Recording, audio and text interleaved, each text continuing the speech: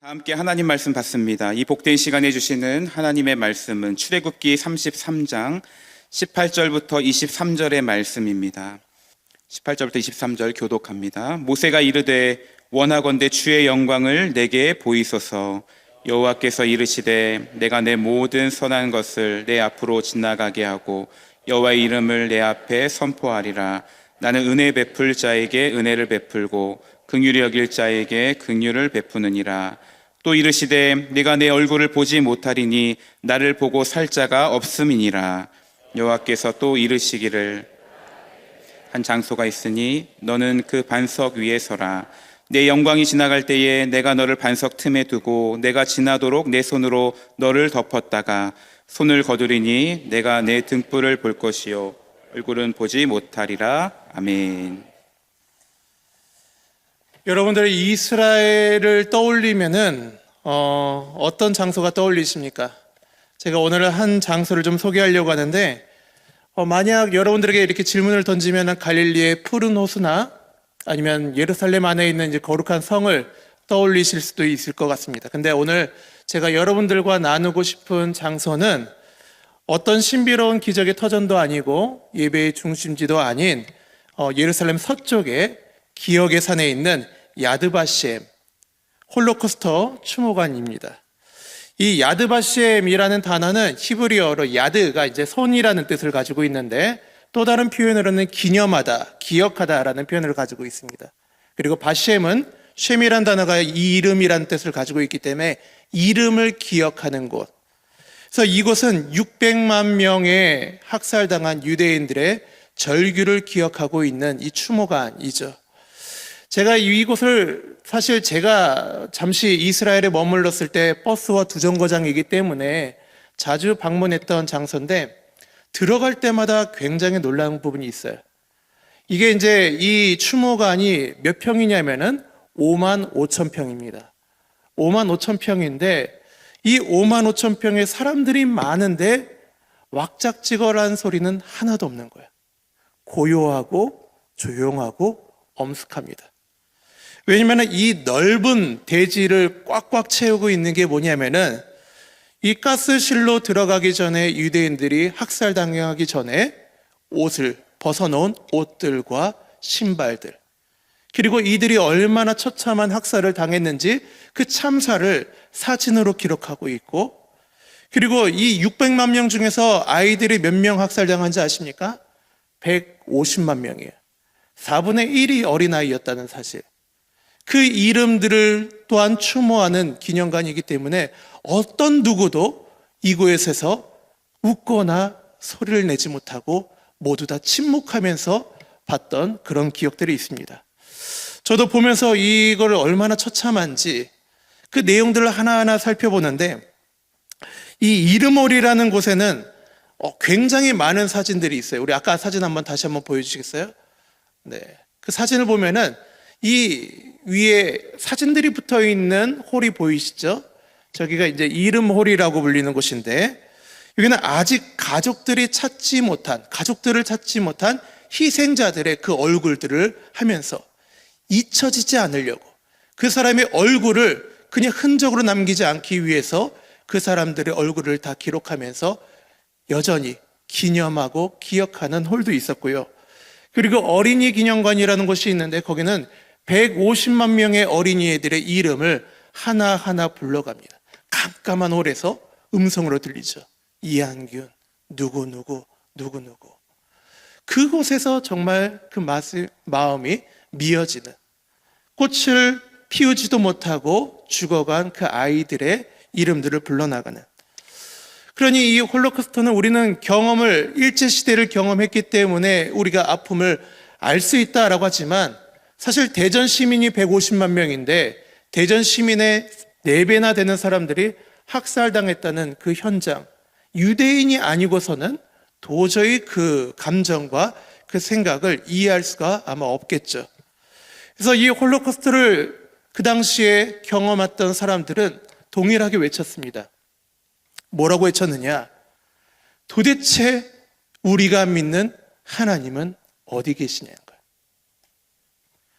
이 고통 속에서 왜 하나님은 침묵하고 계시냐는 거예요. 더 나아가 하나님은 정말 살아계신 게 맞느냐. 이 고통의 절정에 올랐을 때 이 유대인들은 하나님을 의심을 했고, 그리고 그 당시에 유행했던 신은 죽었다라고 말했던 니체의 사상들이 오히려 더 옳은 것처럼 느껴지는 시대였던 것이죠.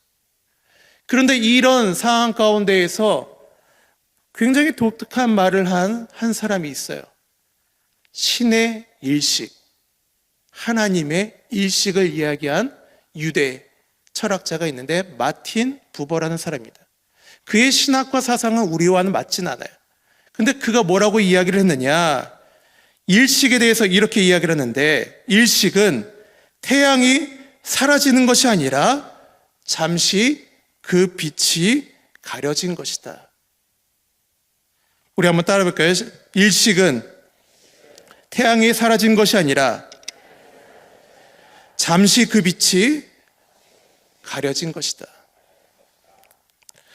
우리는 하나님이 사라졌다, 이 고통 가운데 하나님이 우리를 버리셨다 라고 생각을 했는데, 하나님은 고난의 달 뒤에 여전히 계셨고 여전히 빛을 발하고 계셨다는 거예요.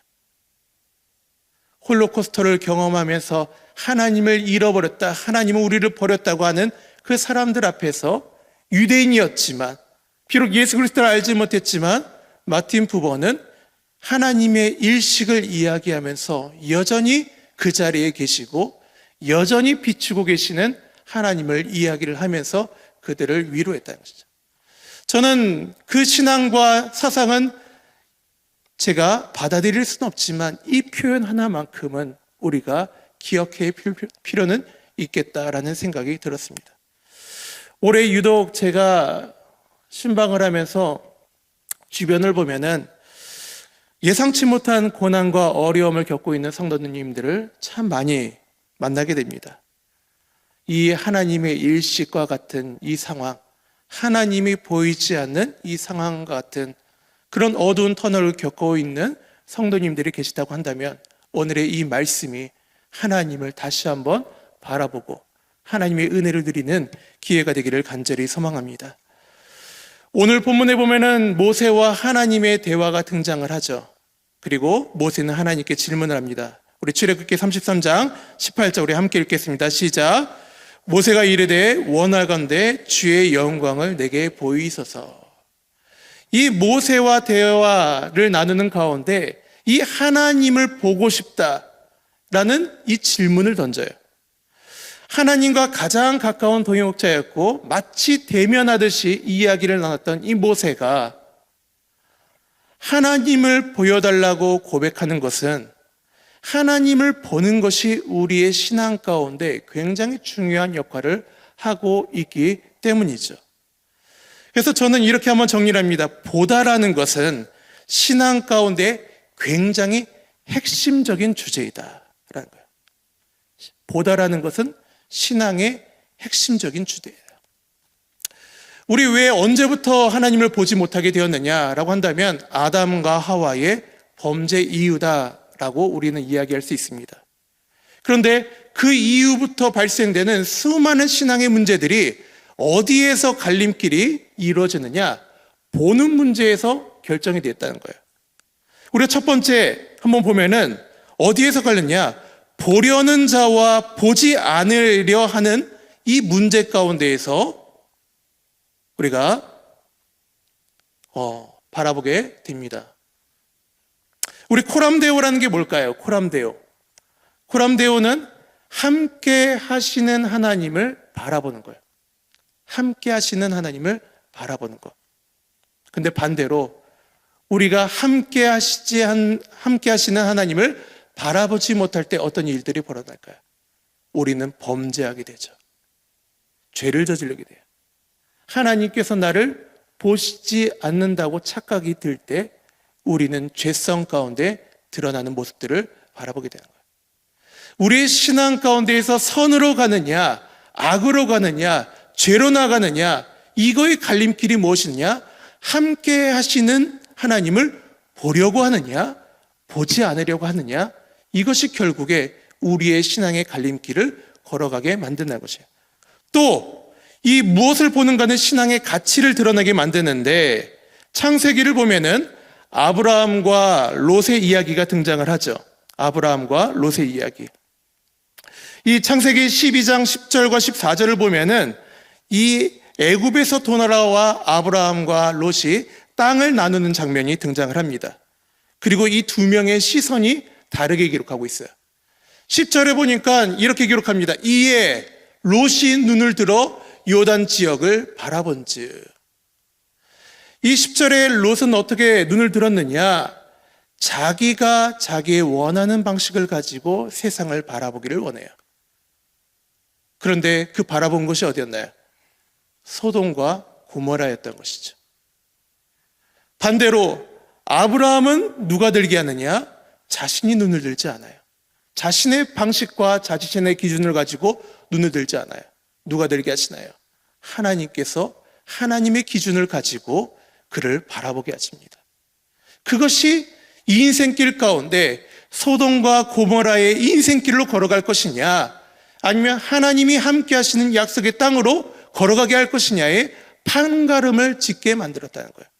보다라는 문제가. 세 번째, 누굴 바라보느냐, 누구를 의지하느냐.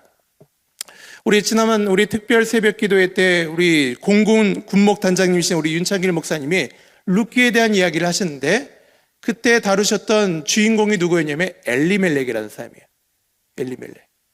엘리멜렉은 어떤 사람입니까? 하나님을 믿었던 사람이지만 그의 가정은 흉년이라는 고난 앞에서 고난이라는 문제에 봉착하게 되죠. 근데 그 문제의 해결을 하나님을 바라보면서 하나님께 해결하려고 하지 않고 모압 땅이라는 자신의 판단과 기준 앞에서 자기가 이방의 땅으로 감으로 그 문제를 해결하려고 해요. 근데 그 결과는 어떻습니까? 그 결과는 자신도 죽고 자신의 두 아들 말룡과 기련도 다 죽는, 결국에는 소망을 찾아서, 세상 가운데 소망을 찾아서 갔던 그들이 소망이 아닌 절망을 발견하게 되고 회복이 아닌 완벽한 단절이 일어나는 그런 처참한 최후를 맞이하는 것이 룻기의 초반부에 된 기록입니다. 그러니 이 결국의 삶의 이 신앙의 문제는 뭐에서 비롯되느냐? 하나님을 보느냐, 하나님을 보지 못하느냐의 문제가 그 인생의 판도를 뒤바꾸었다는 거예요. 우리의 신앙에도 마찬가지죠. 우리는 하나님을 지금 바라보고 있는가? 우리는 하나님을 눈여겨보고 있는가? 그것이 우리의 신앙을 뒤바꿔버린다는 거예요. 우리는 마음은 원이로되 늘 하나님께 간구하죠. 하나님 보고 싶습니다. 하나님 지금이라도 하나님 좀 보여주십시오. 하나님의 역사와 하나님의 능력과 하나님의 징조를 보여주십시오. 보신 분 계신가요? 보신 분 계시면 여기에 우리 합동 측에는 계실 수가 없습니다. 네, 간절히 원해요. 그런데 우리가 성경을 보면은 오늘 본문에서는 하나님을 왜 볼 수 없느냐에 대한 이야기를 기록을 하고 있죠.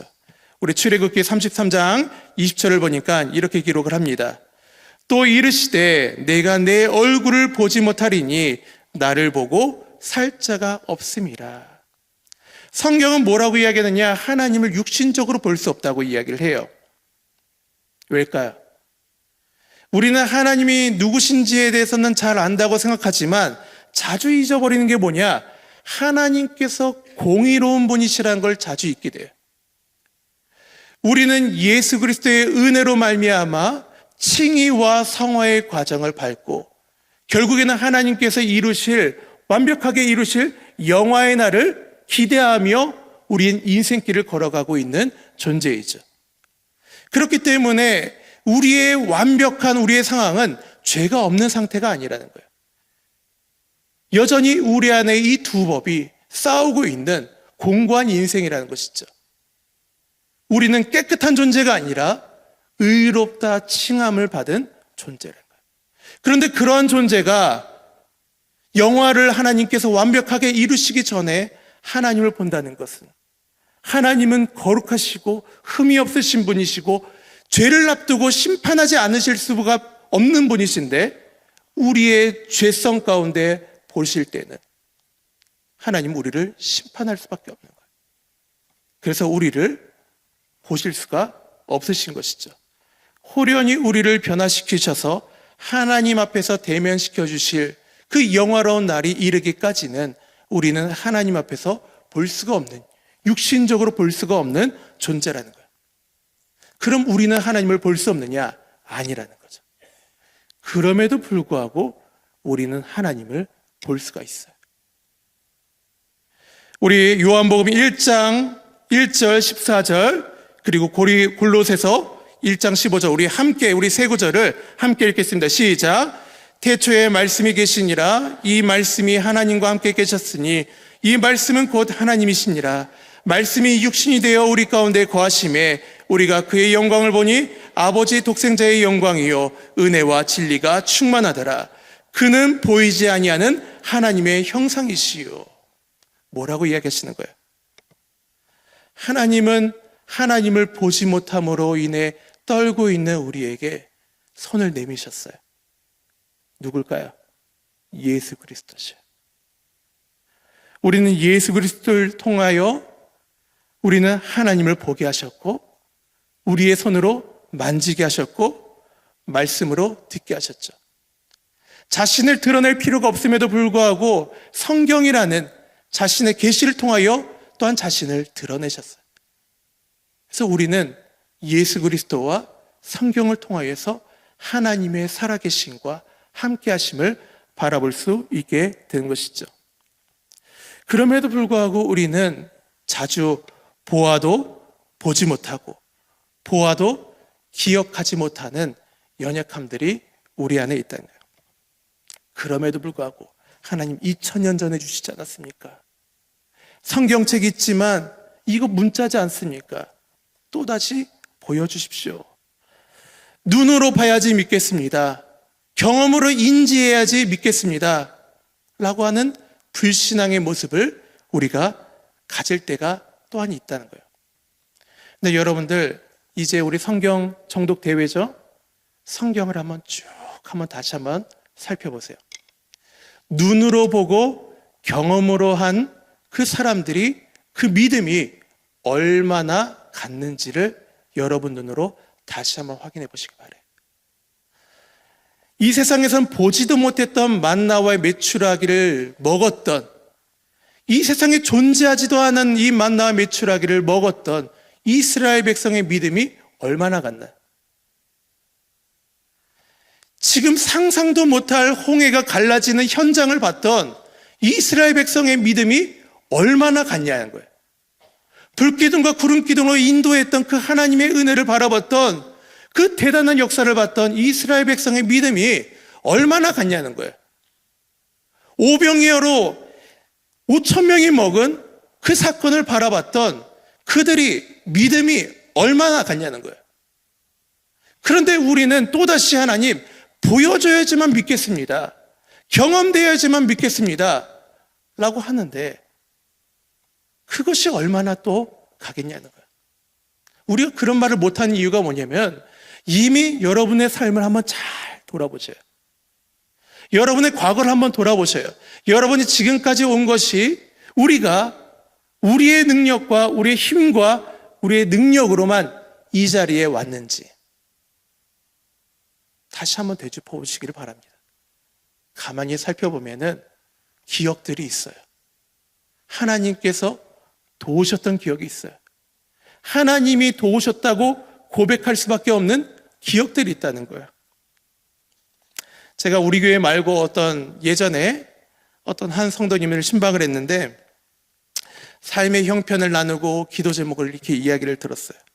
그랬더니 우리가 공통적인 많은 분들이 여기도 있을지 모르겠지만 직업의 불안정함, 또 가계의 어려움, 그리고 더군다나 제일 큰 문제가 뭐였냐면은 막내가 가지고 있는 장애의 문제에 대해서 이야기를 하시는데 내가 이 아이를 키우기 위해서 지금 계속 케어하고 돌보고 있는데 이제는 더 이상 할 수 있는 것도 없고 마음이 피폐해진 거예요. 그러니까 신앙생활이 잘 될까요? 안 될까요? 안 되죠. 마음이 온통 걱정으로 가득 차 있고 근심으로 가득 차 있는데 신앙생활이 잘 될 리가 있나요? 늘 마음은 두렵고 떨리고 어떡하지? 내일은 또 어떡하지? 이런 고민들로 가득 차 있는 거야. 미래에 대한 염려, 현재에 대한 염려, 이 수많은 고민들로 이 마음의 평안을 누리고 계시지 못한 거죠. 근데 제가 가만히 보니까 이분만 모르고 모두가 알고 있는 사실 하나가 있었어요.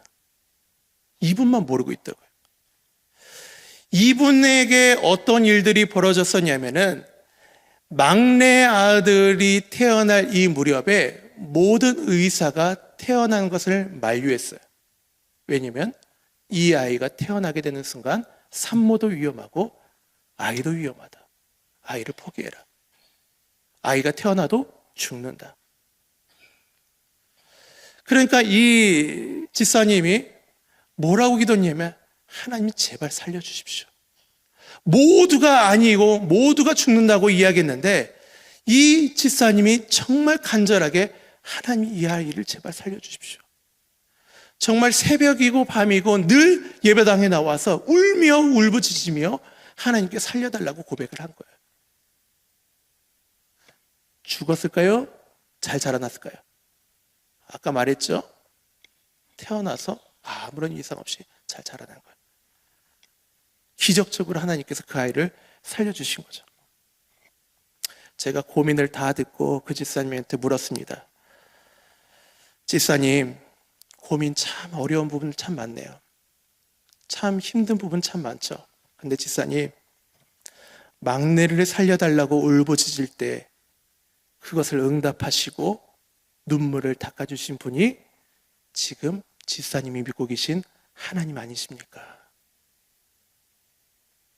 아무 말 못 하시더라고요. 그리고 나중에 고백하는 것이 내 삶에서 정말 어려웠던 시기에 하나님께서 내 기도를 응답해 주셨는데 내 고백을 들어주셨는데 내가 지금 잊고 있었습니다. 오랫동안 잊고 있었습니다. 라고 고백을 하시더라고요. 우리는 자주 잊어버립니다.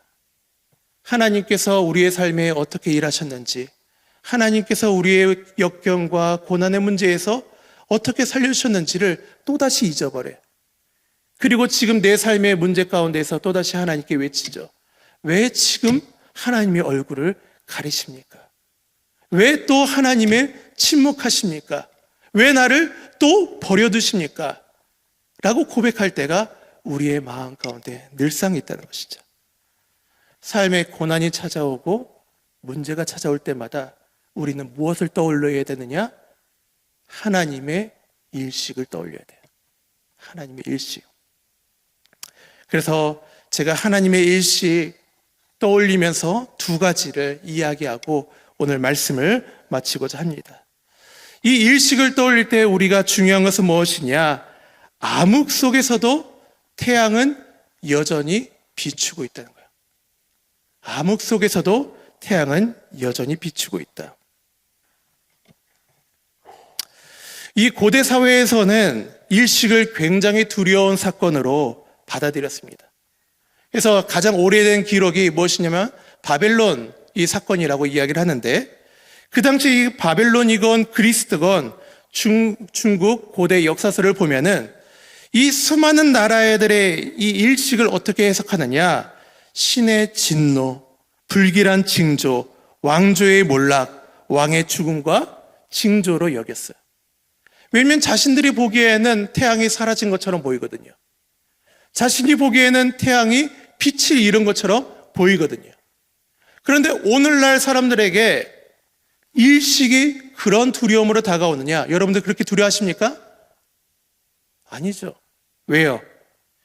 여전히 저 달 뒤에는 태양이 비추고 있다는 사실을 알기 때문에 그 마음에 두려움이 없는 것이죠. 보이지 않기 때문에 두려워하지만, 보이지 않기 때문에 수많은 사람들이 두려워했지만 우리가 여전히 빛을 발하고 계시는 그 태양같처럼 하나님께서 우리의 삶을 비추고 있다는 것을 깨닫게 되는 순간에 우리는 담대함과 확신을 가지고 살아갈 수가 있다는 것이에요. 그래서 제가 참 좋아하는 말씀인데 우리 로마서 8장 24절, 25절 우리 함께 읽겠습니다. 우리 함께 읽겠습니다. 시작. 우리가 소망으로 구원을 얻었음에 보이는 소망이 소망이 아니니 보는 것을 누가 바라리요. 만일 우리가 보지 못하는 것을 바라면 참음으로 기다릴지니라. 우리가 고백하죠. 우리가 믿는 것은 무엇이다? 보이지 않는 것을 보는 믿음. 우리에게 필요한 것은 하나님을 직접적으로 바라볼 수 있는 눈이 아니에요.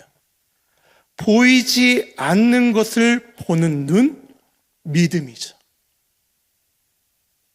보이지 않는 걸 볼 수 있는 눈, 믿음이에요. 내 눈앞에는 암흑밖에 없고 내 눈앞에는 미래가 보이지 않지만 그것을 뚫고 볼 수 있는 눈, 믿음. 그 믿음이 우리의 고난의 현장 가운데 있어야 될 줄 믿습니다. 그것을 바라볼 때 여전히 나의 삶을 비추고 계시고 여전히 내 삶 가운데 함께 계시는 하나님을 바라볼 때 비로소 우리의 마음에 평안이 찾아오기 시작한다는 거예요. 두려움의 근심이 물러가기 시작한다는 것이죠. 둘째로 암흑이 올 때 비로소 태양의 가치를 깨닫게 된다는 것이죠. 이 하나님의 일식, 때로는 이 일식은 빛의 부재를 나타내는 것이 아니라 빛에 대한 존재에 대한 각성을 깨닫게 해요.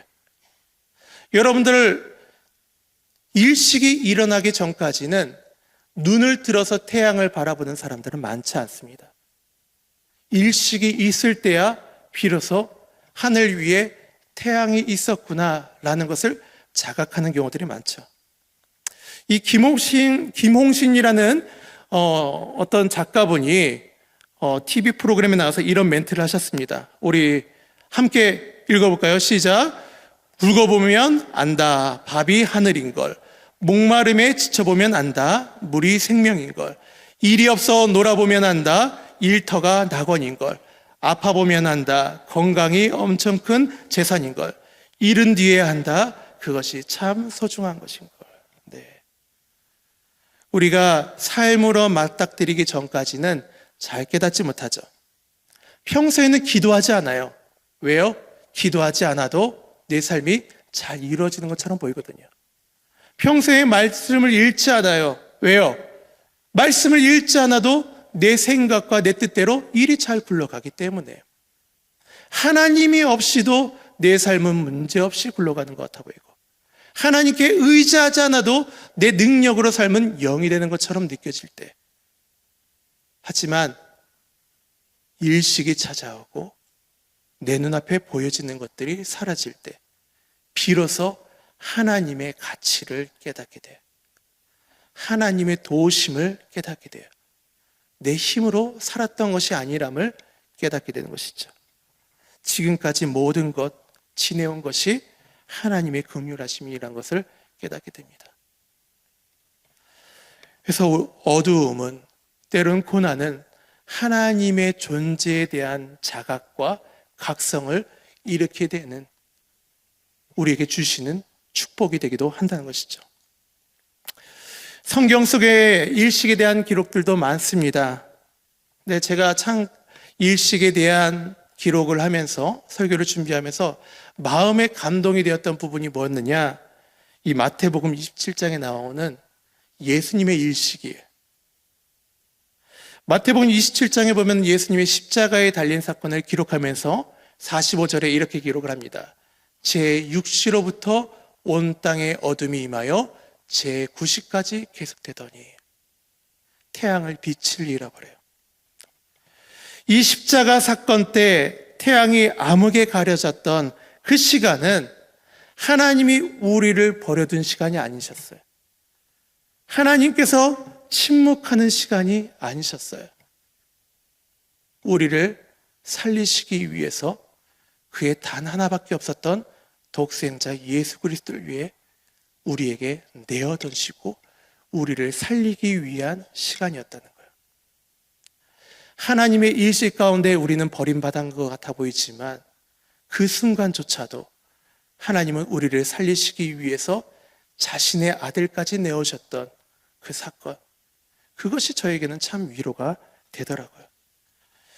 오늘도 이 자리에 혹시나 어두운 터널을 통과하고 계신 분이 계시다고 한다면 이 순간은 하나님께서 여전히 빛을 비추고 계신 순간일 뿐만 아니라 우리를 위해서 그의 아들까지 내어주신 사랑하심으로 우리의 삶을 만지고 계신 줄 믿습니다. 제가 달과 태양을 한번 비교해 보니까 태양이 달의 몇 배인지 아세요? 400배래. 근데 질량을 하면 2300만 배라고 합니다. 비교할 수가 없는 존재죠. 그런데 우리는 때로는 달이 태양을 가릴 수 있다고 착각을 해요. 우리의 고난이 하나님의 능력을 가릴 수 있다고 착각을 해요. 하지만 비교할 수 없는 존재입니다. 우리의 고난은 하나님의 능력을 감출 수도 없고 우리를 향한 하나님의 사랑을 감출 수도 없어요. 우리는 그 상황 가운데에서는 우리 믿음의 눈을 바라보면서 저 달 뒤에, 고난의 달 뒤에 여전히 나를 향한 그 하나님의 사랑과 하나님의 은혜를 비추고 계시는 그 은혜를 바라보며 믿음의 표대를 향하여 달려가는 저와 여러분들이 되시기를 소망합니다. 우리는 육체를 가지고 있는 동안에 하나님은 볼 수 없어요. 육신에 갇혀 있는 동안에는 하나님과 마주할 수 없어요. 하지만 우리에게 감사한 고백은 무엇이냐면 고린도전서 13장 12절, 우리 함께 읽을까요? 고린도전서 13장 12절 시작. 우리가 지금은 거울로 보는 것 같이 희미하나 그때는 얼굴과 얼굴을 대하여 볼 것이요 지금은 내가 부분적으로 아나 그때에는 주께서 나를 아신 것 같이 내가 온전히 알리라. 아멘. 결국에 우리를 완전히 이루실 그날에는 우리의 고난도 설명해 주실 것이고 우리의 아픔도 말씀하여 주실 것이고 그리고 우리가 다 깨닫지 못했던 하나님의 사랑을 우리에게 깨닫게 주시리라 믿습니다. 그래서 오늘 이 말씀을 기억하시면서 우리의 삶에 여전히 일식의 상황에 있다고 한다면 하나님의 일식을 떠올리시면서 여전히 비추고 계신 하나님, 여전히 우리를 위하여 노력하고 계시고 사랑으로 품고 계시는 그 하나님을 바라보시면서 걸어가시는 저와 여러분들이 되시기를 소망합니다.